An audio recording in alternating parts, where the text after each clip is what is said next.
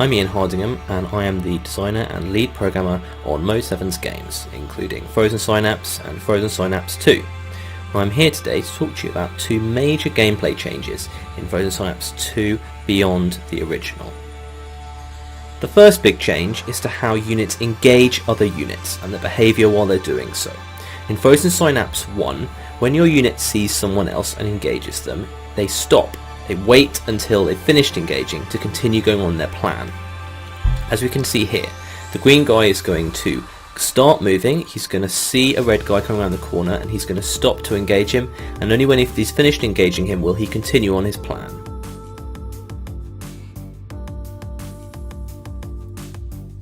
In Frozen Synapse 2, this has changed. Your units will now continue executing their plan while they're engaging. They can move and shoot at the same time. Let's see this in action here with the green guy who's going to get a few shots off at the red guy before ducking under cover. This makes a really massive difference to the game. In Frozen Synapse 1, you'd usually have to be continued on site most of the time because you didn't want your units to stop and do something unexpected and unexpectedly stupid. With this new system, you find yourself having a lot less frustrations when your units do things you don't expect them to do. They're always going to follow your plans, so you know what they're going to do even if they spot someone you didn't expect to be there.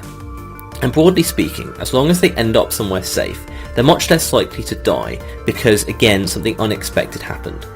In this instance here, the green guy is going to run into the building.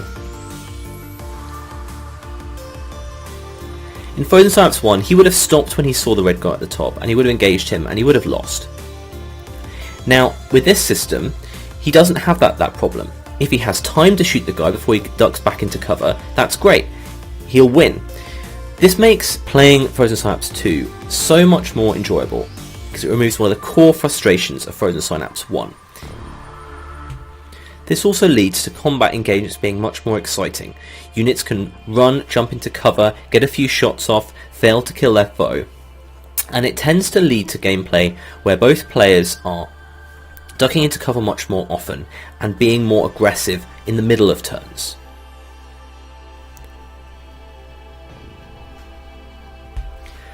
Now for the second major change, let's go back to FS1. In Frozen Synapse 1, if you are in a great defensive position, behind cover, aimed and stationary, you basically have an unassailable position. This red guy has got great position, and the green guy coming around to attack him has absolutely no chance. Now here's the same situation in Frozen Synapse 2. Same situation, same outcome, but here's the difference. Green now has the ability to focus aim at the stationary defender.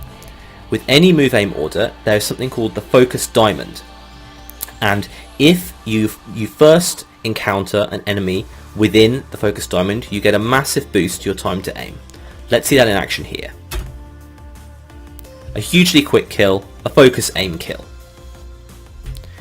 This is only a bonus on the existing system, however.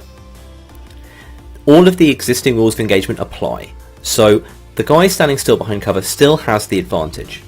If his focus diamond is around the green guy as he rounds the corner, he will still win the engagement. But green has a lot of different options of how to get around this corner, and red is not going to be able to cover all of them.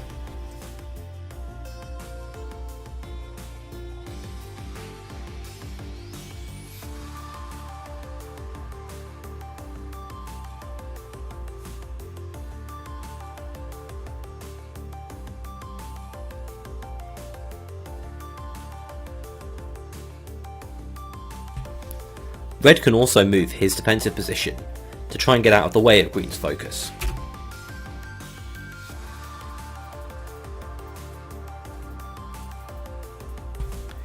This change adds a real layer of depth to Frozen Synapse 2, and it massively increases the different variations of ways you can attack a situation, and requires players to change things up more often and more regularly, and do much more interesting things. I'm loving playing with this rule set, and I think you guys will too. Finally, I want to show you guys a little change that we've made to the user interface to vastly improve the experience of trying to wait. Back to Frozen Synapse 1 here, and in Frozen Synapse 1 you had the time handle. You drag it out from a waypoint and you wait there. Now, it's a decent concept, the time handle, but it ends up being very fiddly to use. Often you want to duck and aim and stand and do all sorts of different things on the time handle. Unfortunately, as you're iterating your plan to try and get it exactly right, you find that everything starts messing about and it becomes very fiddly to use. This was really a problem for us, and when we looked at Frozen Synapse 2, it's something that we really wanted to get right. In Frozen Synapse 2, we've removed the time handle and replaced it with something called the wait order. Now I want to run over here, and I want to duck, then I want to wait for a little while, and then I want to stand up and move along. Here is the wait order. It allows me to easily change the amount of time between the two other things that I'm interested in doing. And if I want to do something else on this time handle, I can add another wait order and duck at the end of it.